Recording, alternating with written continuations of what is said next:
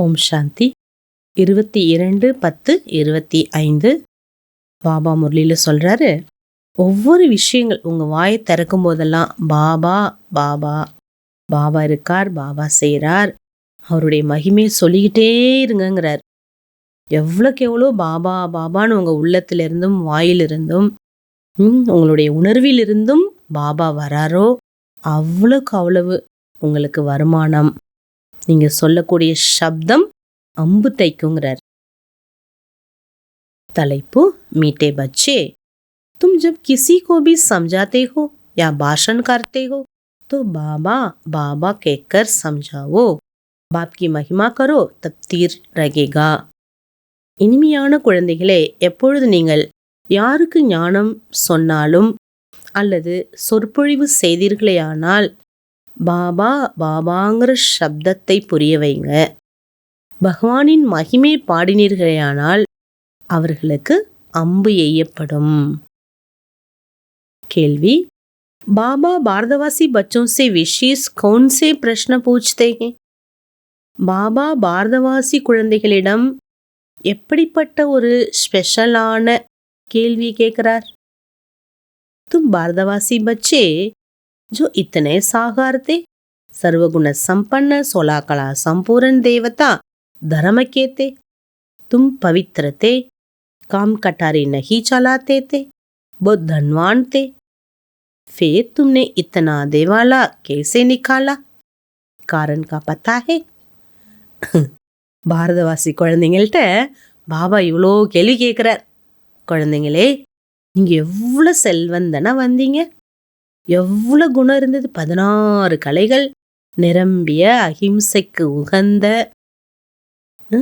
தேவதா தர்மத்தினராக இருந்தீங்களே, எவ்வளோ சுத்த தன்மையோடு இருந்தீங்க, ஒரு இம்மி அளவு கூட காம விகாரம் இல்லாமல் இருந்ததே, எவ்வளோ செல்வந்தன் பணக்காரங்களா இருந்தீங்க, உங்களுடைய இழப்புக்கெல்லாம் காரணம் என்ன?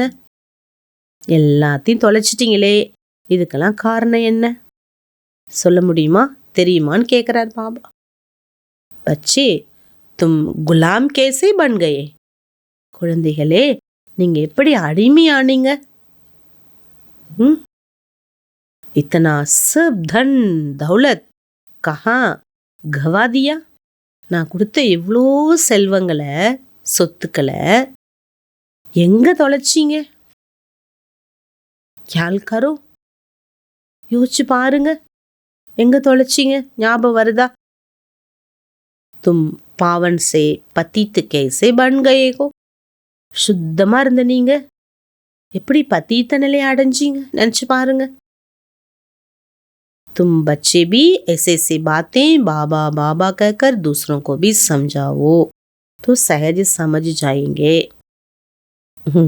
பாபா சொல்றாங்க, இந்த மாதிரி விஷயத்தெல்லாம் நீங்க பாபா பாபான்னு பிறருக்கு நீங்க புரிய வச்சிங்கன்னா ஈஸியா அவங்களும் புரிஞ்சுப்பாங்க.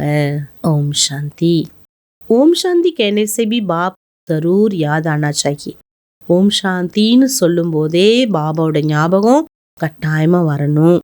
பாப்கா பேலா பேலா கேனா மன்மனா பவ, பாபா முதல்ல நமக்கு சொல்றது மன்மனா பவ.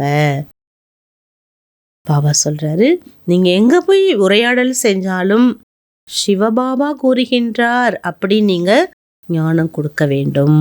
உண்மைதானே? யாரு சொல்ற ஞானம்? பாபா கொடுக்கிற ஞானம். நம்ம ஞானமா? பாபா கூறுகின்றார், பாபா சொல்றாங்க, இப்படிதான் நம்ம சொல்லணும். அவ்வளோ அன்பு இருக்கணும். अच्छा, धारणेकाன मुख्य विषय, सर्विस में सफलता प्राप्त करने लिए अहंकार को छोड़ हर बात में बाबा का नाम लेना है. சேவையில வெற்றி பெறுவதற்காக அகங்காரத்தை விட்டு ஒவ்வொரு விஷயத்திலையும் பாபாங்கிற பேரை சொல்லுங்க, பாபாங்கிற பேர் எடுக்கணும், நானுங்கிற சப்தம் வரக்கூடாது. யாதுமே ரக்கர் சேவா கர்னீங்க, பாபா நினைவுல பாபா செய்கிறார், பாபா செய்விக்கிறாருங்கிற உணர்வுல சேவா பண்ணணும். ஜருமுயி ஜகுமுயுமே அப்பனா டைம் வேஸ்ட் நை கரணா, தேவையில்லாத வீண் விஷயத்துல போய் நேரத்தெல்லாம் வீணடிக்க வேண்டாம். 2வது பாயிண்ட், உண்மையான வைஷ்ணவராகுங்கள், சுத்தமானவராக ஆகுங்க. யாருக்கும் ஹிம்சை தொல்லை கொடுக்காதீங்க, தொந்தரவு கொடுக்காதீங்க. தேகம் முதல் அனைத்து சம்பந்தங்களையும் புத்தியால் துண்டித்து, புத்தியினால் புத்தியினுடைய தொடர்பு இருக்கு இல்லையா, அதை கட் பண்ணிடுங்கிறார் பாபா. எந்த தேகமோ தேகதாரியோட எந்த கனெக்ஷன் நீங்கள் வேண்டாம், ஒரே ஒரு பாபா போதும். இப்போ நல்லா அனுபவம் செய்யுங்கிறார். वरदान। हाँ जी के पाठ द्वारा सेवाओं में महान बनने वाले सर्व की दुआओं के पात्र भव। சரி என்ற படிப்பின் மூலம் சேவையில மகான் ஆகக்கூடிய அனைவரின் ஆசீர்வாதத்திற்குரியவர் ஆகுங்கள்। कोई भी सेवा खुशी उमंग से करते हुए सदा ध्यान रहे कि जो सेवा हो उसमें सर्व की दुआएं प्राप्त हो। எந்த சேவை குஷியோட ஆர்வத்தோட செய்து கொண்டிருந்தாலும் இதில் கவனம் கொடுக்கணும், நான் என்ன சேவை செய்கின்றேனோ அதில் எல்லாருடைய ஆசீர்வாதங்கள் நிரம்பி இருக்குது। क्योंकि जहाँ दुआएं होगी वहाँ मेहनत नहीं होगी। எங்கே ஆசீர்வாதம் பிளஸ்ஸிங் இருக்கோ அங்கே கஷ்டமே இருக்காது। अभी यही लक्ष्य हो कि जिसके भी संपर्क में आवे उसकी दुआएं लेते जावे। லட்சியம் வைங்க, யாருடைய தொடர்பில் வந்தாலும் உங்களோட யார் இருந்தாலும் எல்லாருடைய ஆசீர்வாதம் உங்களுக்கு கிடைத்தே ஆகணும், அந்த லட்சியம் வைக்கணும்। हांजी का पाठ ही दुआएं लेने का साधन। அவ்வளோ ஈஸி இல்லை ஆசீர்வாதம் அடையணும்னா। யார் எது சொன்னாலும் சரின்னு கேட்கணும், செய்யணும், கேட்கறது மட்டும் இல்லை செய்யணும், அப்பதான் ஆசீர்வாதம் கிடைக்கும்। இதுதான் ஆசீர்வாதத்தை சம்பாதிப்பதற்கான சாதனம்। कोई रॉन्ग भी हो तो उसे रॉन्ग कहकर धक्का देने की बजाय सहारा देकर खड़ा करो। யாராவது தவறாக இருக்காங்க, அவங்கள நீங்கள் தப்பு செய்கிறீங்கன்னு சொல்லி தள்ளிவிடுறதுக்கு பதிலாக நீங்கள் தப்பாக நடந்துக்கிறீங்க, தப்பாக செய்கிறீங்க, தப்பாக சொல்கிறீங்க, தப்பாக பேசுகிறீங்கன்னு அப்படி தள்ளி விடாம அவங்களுக்கு நீங்கள் உதவி செய்து அவங்களையும் எழுந்து நிப்பாட்டுங்க। சகயோகி பண்ணோம், அவங்களுக்கும் நீங்கள் உதவி செய்யுங்க। तो उससे भी संतुष्टता की दुआएं मिलेगी। அப்போ அவங்களிடமிருந்தும் உங்களுக்கு திருப்தியினுடைய ஆசீர்வாதம் கிடைக்கும்। जो दुआएं लेने में महान बनते वे स्वतः महान बन जाते। ஆசீர்வாதங்களை அடைவதில் யார் மகான் ஆகிறாங்களோ அவங்க இயல்பாகவே மகான் ஆகிவிடுகிறார்கள்। ஸ்லோகன்। हार्ड वर्कर के साथ साथ अपनी स्थिति भी हार्ड बनाने का लक्ष्य रखो।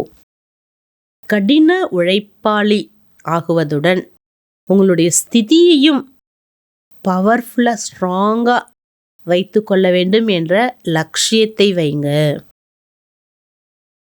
அவ்யக்த இஷாரா, மனசார் சக்தி மூலம் நம்ம யோகத்தை பிரயோகப்படுத்தணும், பயன்படுத்தணும்। योग का प्रयोग अर्थात अपने शुद्ध संकल्पों का प्रयोग तन पर मन पर संस्कारों पर अनुभव करते आगे बढ़ते जाओ।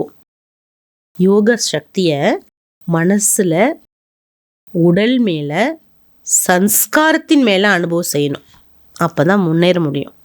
इसमें एक दो को नहीं देखो। இதில் அடுத்தவங்களை நீங்கள் பார்க்கக்கூடாது, அவங்க யூஸ் பண்ணுறாங்களா, அவங்க எப்படி இருக்காங்க, அவங்க ஏன் இப்படி அடிமையாக இருக்காங்க, அடுத்தவங்களை பார்க்கக்கூடாது। ये क्या करते नहीं करते, पुराने करते ये नहीं करते, ये नहीं देखो। இவங்க என்ன செய்கிறாங்க, ஏன் இவங்க செய்யலை, பழையவங்களாம் செய்கிறாங்க, ஏன் இவங்களுக்கு செய்ய முடியல, இதெல்லாம் நீங்கள் பார்க்காதீங்க। पहले मैं इस अनुभव में आगे आ जाओ। நான் செய்யணும் இதில் முன்னாடி நீங்கள் முந்திக்கோங்க। क्योंकि ये अपने आंतरिक पुरुषार्थ की बातें। ஏன்னா இது தன்னுடைய ஆழமான ஆன்மீக புருஷார்த்தத்தனோட விஷயம் இது। जब ऐसे व्यक्तिगत रूप में इसी प्रयोग में लग जाएंगे, वृत्ति को पाते रहेंगे, एक एक के शांति की शक्ति का संगठित रूप में विश्व के सामने प्रभाव पड़ेगा. எப்போ நம்ம இதை பயன்படுத்துகிறோமோ, அதாவது நம்ம ஒவ்வொரு ஆத்மாவிற்கும் நம்மளுடைய விருத்தி மூலமாக சாந்தியினுடைய சக்தியை நம்ம சங்கட்டன் ரூபத்தில் ஒரு குழுவில் நம்ம எப்போ நம்ம கொண்டு வர பிரயோகப்படுத்துகிறோமோ, அப்போ உலகத்தின் முன்னாடி நம்மளுடைய பிரபாவம் என்பது ஏற்படும். இப்போ இவங்க ரொம்ப சக்திசாலியானவங்க அப்படிங்கிறத எல்லாருமே உணருவாங்க. ஓம் சாந்தி. இல்லை ஒன்று ஒன்று சொல்லும்போதும் பாபா பாபாங்கிற சப்தத்தை நம்ம நினைவு செய்து ஒன்று ஒன்று செய்யணும்.